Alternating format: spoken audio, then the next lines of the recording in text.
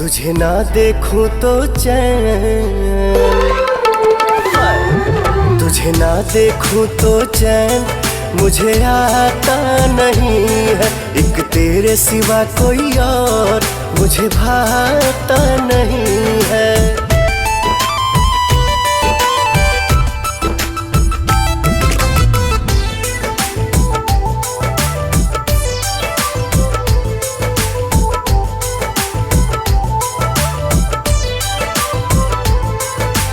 याद में तू, ख्वाब में तू, सांस में तू, हमारा हर एहसास में तू।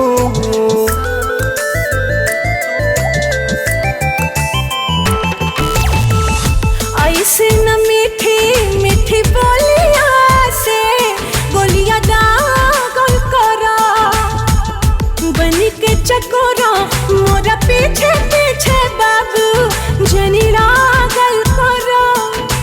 दिल के हाल का बा अब कहता नहीं, तुझे ना देखूं तो चैन,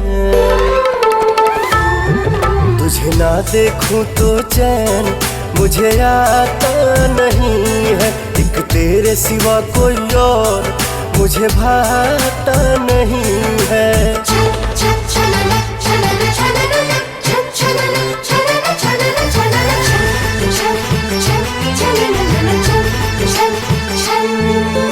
खाके कसम कहिले हम तोहरा बिना, दूर अब रासन पवन रहे ना।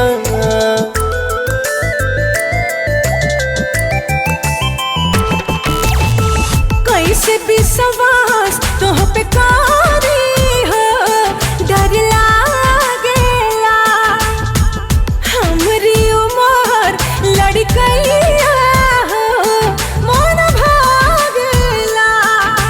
प्यार में केहू ऐसे तड़पाता नहीं, तुझे ना देखूं तो चैन, तुझे ना देखूं तो चैन मुझे आता नहीं है। एक तेरे सिवा कोई और मुझे भाता नहीं है।